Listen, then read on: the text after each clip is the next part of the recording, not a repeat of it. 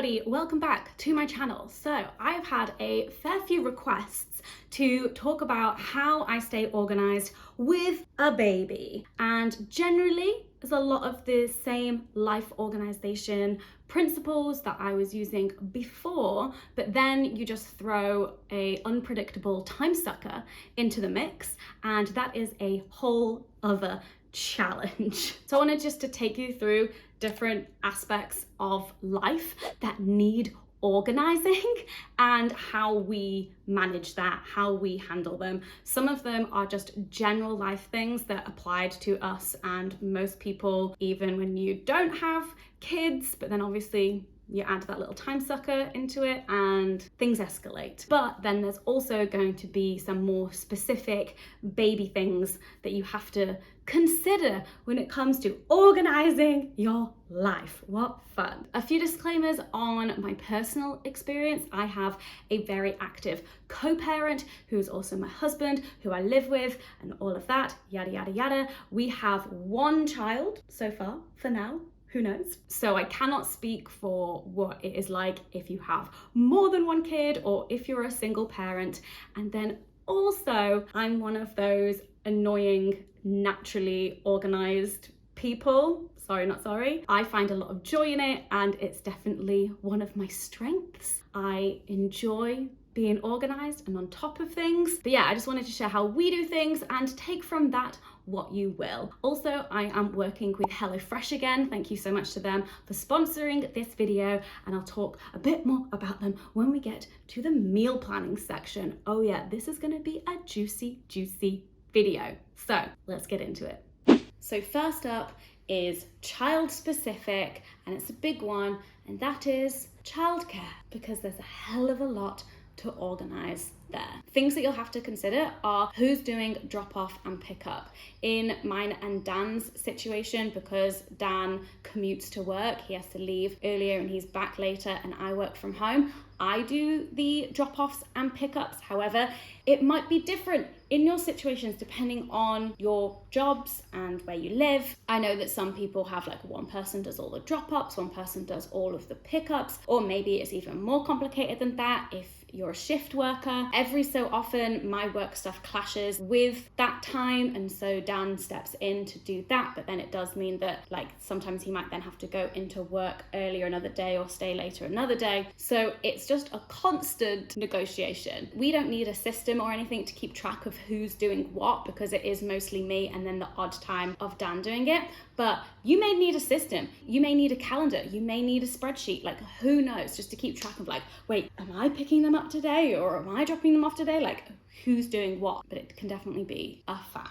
The other thing that Dan and I had to navigate for the first time recently is sick days. So when your child is sick, you can't send them into childcare. They have to stay home with you, but you still need to work and do your job. And we had a whole week of that recently, and it was intense because not only are you looking after a sick child, which is always a lot harder than looking after a healthy one, we were then having to negotiate with each other in terms of what work we absolutely had to do, what we could put off. And yeah, it was a lot. We basically were just like taking it in turns during the day to like do work and do childcare, and both of us ended up having to work in the evenings, like after Rowan had gone to bed. That is a whole thing that obviously you can't plan for. That is the nature of getting sick. But if or when that inevitably happens, it's really good to have a sense of priorities when it comes to your work, in terms of like what is the bare minimum you can do, what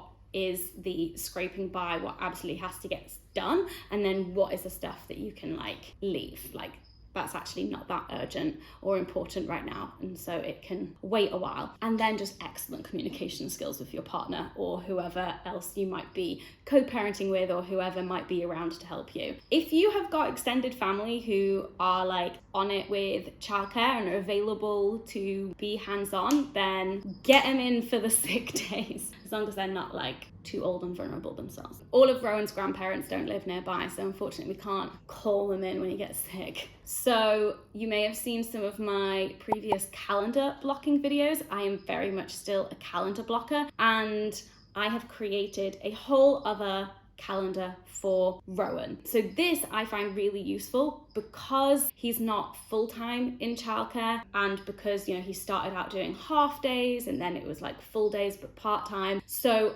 over time, it's really handy to like know when he's in and when he's not in, and I can just toggle that calendar like on and off. Also, it's really helpful with bank holidays, or like when his childminders is closed, or like say if I had to like change around some of his hours or days, because his childminder is very flexible, which is great, then I change that all in the calendar and I'm not having to like remember it up in my head being like, wait, did we book him in for that day or not? Like, I can't remember. So it is really handy just to like be able to see when he's in and when he's not. And then the other thing I use that calendar for is like activities, classes, or like medical appointments and things like that. But it's really handy to then like be able to switch it off, to toggle it off, like when I'm at work and I'm looking at my calendar and things that need to be done. Handy. And then the other thing is that we do have a physical calendar like hanging on the wall behind me at home, and Dan and I, stereotypical, like I'm the organised one, he never really looks at the calendar. However, he has started to actually look at the physical calendar on the wall and he writes stuff in it now. The bar is low. The bar is low. But that just goes to show, if somebody like Dan can start using a calendar after having a child, that just goes to show like the level of organisation required. It's just a lot of organising, like when family are visiting and like what days are we free, what weekends are we free. But yeah, having some kind of calendar system that you are actually going to use. There's no point in like having a bullet journal or a digital calendar if that's not your vibe, if that's not what you're going to use. Like a calendar that you will use is the best one. And then the other thing with childcare, specifically in the UK, there is this thing called tax-free childcare, and in order to get the tax-free bit where the government basically just like top up the amount, you have to sign up for it, you have to make sure your payments are all going in, and you have to like re-register or whatever, or like reconfirm your account like every few months. So it's just about being on top of that as well, and this is now reminding me that I need to reconfirm our account, but also knowing like who is responsible for that. So in our case, that is me. I'm the one that is responsible for that, as I work part-time, so I've got more time to like do the things like that. I truly believe in sharing household chores, but that doesn't mean that each individual task should be split 50-50. It's actually so much easier to know like that's your domain, that's my domain, because then otherwise you can run into like a whole load of issues with communication, and you just have the thing that is your responsibility, and then the other person can relax and trust that that thing is taken care of, rather than you both being like, wait, have you done that? Have you done that? Great. There may be loads of other things to do with childcare that you have to organise that I have not encountered yet. I mean, there's the like making sure the nappies are stocked, the clothes, spare clothes, whatever it is that you're like sending to the childminders or nursery or whatever it is, communicating with them as well and being informed about what's going on. And obviously I've got no idea what even happens with all of that once you're navigating school. That is yet to come. All right, whilst we're in my kitchen, let's talk about meal planning. Okay, meal planning, because you need to eat and so does your child. But my piece of advice isn't actually to do meal planning in the way that we understand that word, in terms of like weekly going, okay, for lunch and dinner on these days, this is what we're having, da da da, and then like doing everything. I tried that once and it was a great week, but it just was not sustainable for me. I couldn't do it. By meal planning, I just mean keeping yourselves fed. So with us, I do most of the midweek cooking, because the time we generally try and eat dinner together is like shortly after Dan gets back from work. So I have a bit more time to be able to cook dinner. How heteronormative and gendered is this? Hey, it's fine. This is our situation. Honey, I'm home. Yes, dinner's on the table. It's fine. I'll do a lot of midweek cooking, but that has to be quick. It has to be easy. And then Dan does a lot of weekend cooking where he'll cook in bulk and then we freeze that stuff, and then that also helps us midweek as well. But the one thing that's helped us out, and especially me out, for all of that midweek cooking is, you guessed it, HelloFresh. So our box arrived yesterday and these are the recipes that I've got to cook. We've got sticky chicken and rice. I think we're gonna have this one tonight. Cheesy chipotle bean quesadillas. And then some hoisin pulled pork tacos. Amazing, amazing. So essentially, if you don't know what HelloFresh is, they send you the recipe cards and all of the exact ingredients that you need in a box, and you are good to go. And there are so many different recipes to choose from. I have discovered so many different flavors and ingredients and cuisines through HelloFresh. We used to get the 2-person box, but we have actually since upgraded and now we get the 4-person box because it is just so handy to make those extra portions, again, to either freeze, or sometimes when we've got grandparents staying over, then that means that I can cook everyone a fresh meal and we have enough to go around. And also Rowan is old enough now just to like eat what we're eating, and that is wonderful and it's so cute, and I love like putting together our food and then like making a little plate of it for him, and the stuff that HelloFresh have is just perfect for him and he is loving it. Loving life. He's getting to try like so many different kinds of foods and flavors. But I love HelloFresh because it is just really simple and easy to follow. I am a recipe gal. I need a recipe. Really easy to follow. They send you the exact ingredients that you need, so there's no food waste. And they have a rapid range, which are recipes that can be cooked in 20 minutes or less. This one is from that. I love that I don't have to think or stress about what I'm going to cook. Oh no, I don't have enough ingredients in. Oh no, I have to go to the shops. Like, it is all sorted for me. And HelloFresh have got you covered, whatever your situation, whether like us, you're tight on time and you need the lovely, lovely convenience of it, or if you want to try new recipes and new foods and want to brush up on some of your cooking skills. It is super flexible. You can really easily pause or skip a week or two if you're going on holiday, and then you can like schedule your next box to arrive for when you get back, so you're not returning from your summer holes to an empty fridge, because that's always very annoying. And it's also really great value for money. It works out as starting at £3.15 per portion, and that is before my lovely discount for you. So if you want to try HelloFresh, you can get 60% off your first box and then 25% off the next 2 months, plus a bunch of free gifts if you click the link in my description and use my code Hannah60. Thank you so much to HelloFresh for sponsoring this video and for making it easy for us to feed ourselves and staying organized when it comes to meals. Next up is another baby specific thing, because one of the things that they say about babies is that they don't take up a lot of space themselves. However, their stuff does. So let's talk about baby stuff.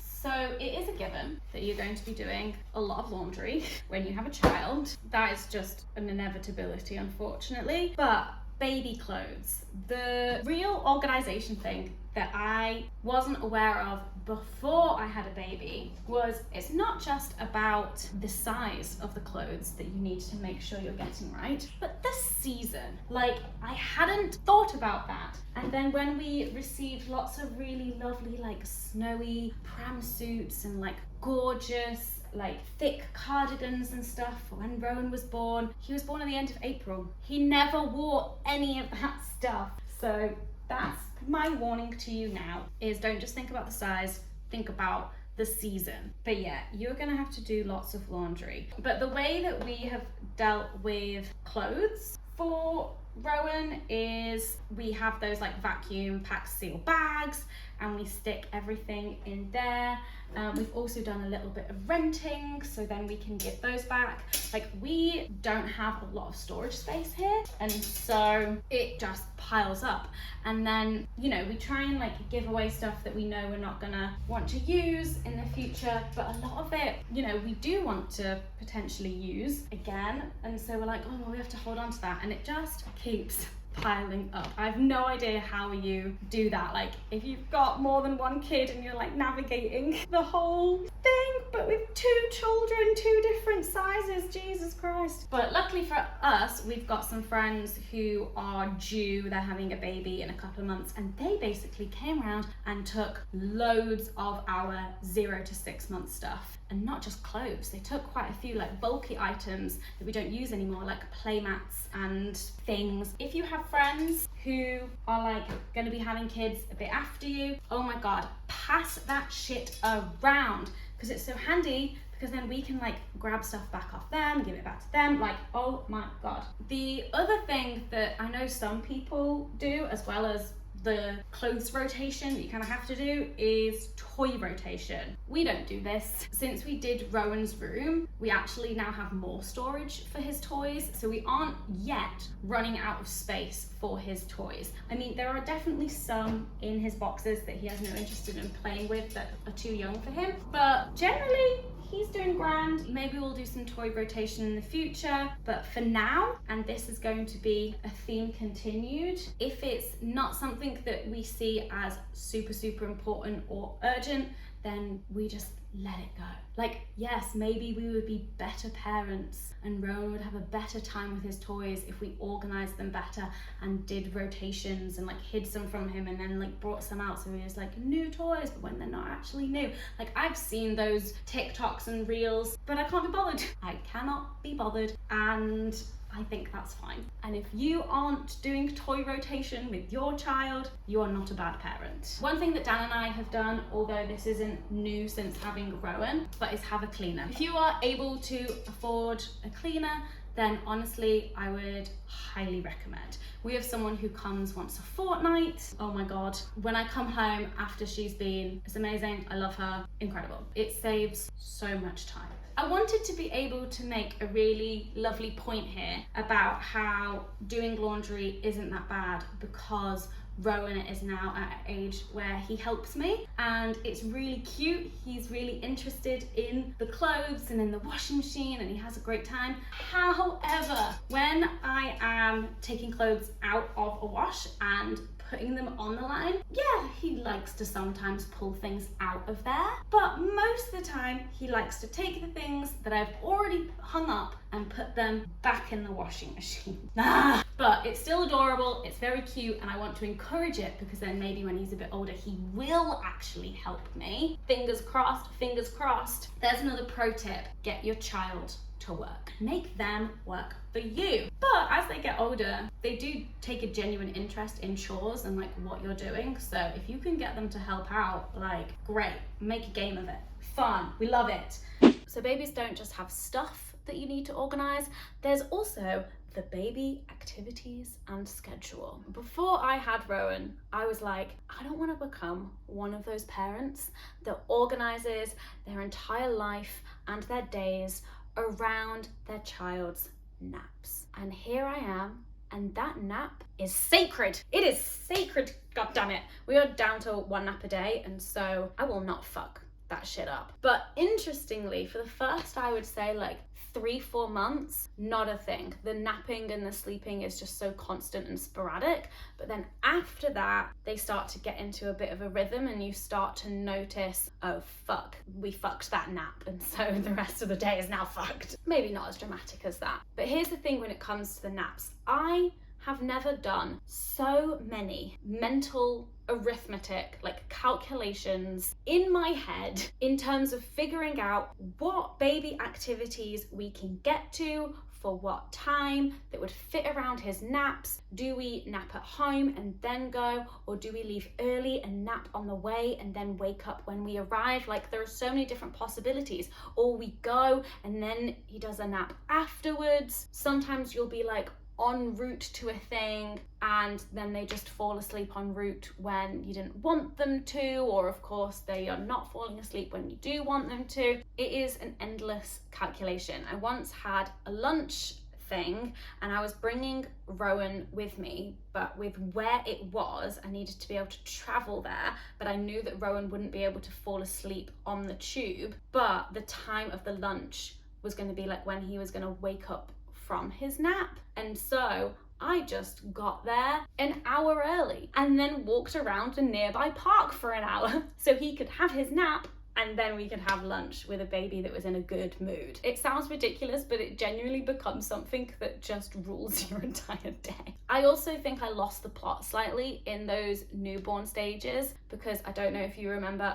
at some point I talked about this like weekly timetable of all of our local baby activities that were going on, and I created this thing in Notion. I was doing that on my phone when I was up in the middle of the night breastfeeding for hours on end. I had lost it. I mean, it was very useful. I did learn a lot in the process of creating that weekly timetable, and it was maybe useful to me for like a week or two, but then I realized that there was only going to be like a few things that either A, I was interested in going, thought were worth the money of what it was, were close enough by that I could get to, or fit in around the baby's goddamn naps. And also, there is so much baby stuff and activities in the mornings and then nothing in the afternoon. And I always felt like we were missing out. Like if Rowan was sleeping through all of the good activities,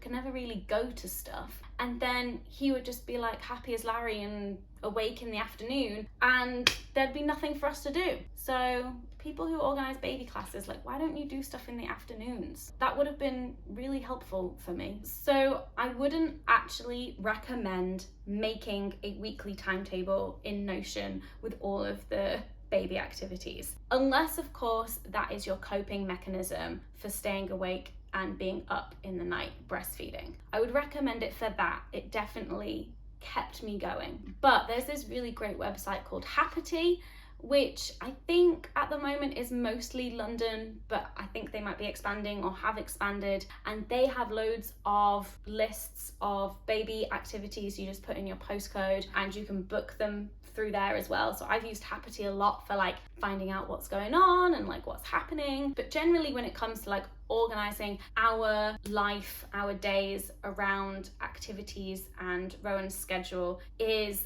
I try to have like one thing in the morning and one thing in the afternoon, and that is just to keep me sane. And now that he's a bit more predictable in terms of like I know roughly when he's going to want to do a nap, that means that at the beginning of the day I can kind of go based on what time he wakes up. I can go, okay, this is the kind of day we're having, right? This means that we're going to be napping on the go today. Okay, no, this means that we should nap at home. So honestly, it really is taking every day as it comes. In those early days, I got very overexcited, like planning all these activities and being like, oh my God, we could do this and this. And that's just not how it went down. Sometimes you have to take a hit. So maybe your baby falls asleep 5 minutes before arriving at an activity, and you decide, depending on your child, I know with Rowan, I'd be able to wake him up and he would be fine. But another baby might be really grouchy if you did that, but you know your child best. So when it comes to like navigating the naps and like things that you want to be doing, it's your call. But I've definitely like arrived at things after Rowan's been asleep for 10 minutes and been like,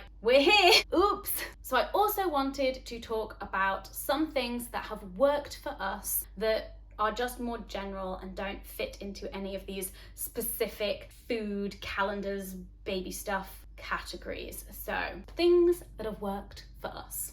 Like I said before, letting go of the things that don't feel important or urgent. Knowing the places where you are happy to have a that'll do attitude. There's this data scientist I follow on Instagram who does a lot of stuff around like pregnancy and parenting. She has the parent data newsletter, would recommend, but she talks about second best parenting, because oftentimes when it comes to like what the data says is best for your kids or best for you, best for the family, it might not be accessible to you. It might not be your preference. It might not be something that you are capable of doing. There could be loads of different things that mean that whatever is the best version of parenting is just not something that you can do. But we can't all be like the best parents, and actually second best parenting, like what is the next best thing to that, can be just as good and is fine and doesn't mean that you're a horrible parent. And I really love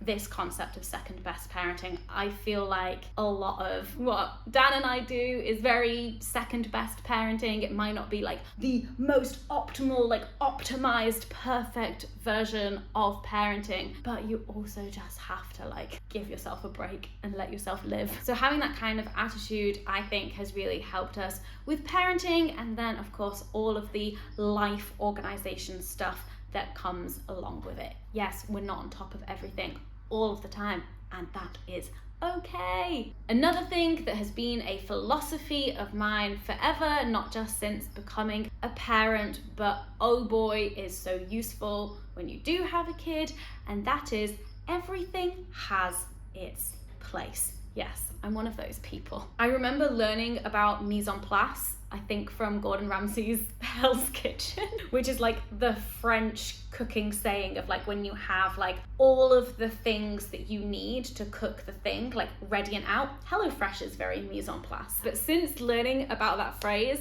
I realized that I'm very mise en place about my entire life and about my entire home. We like to joke about it, but it is genuinely very useful. Mise en place, mise en place, mise en fucking place.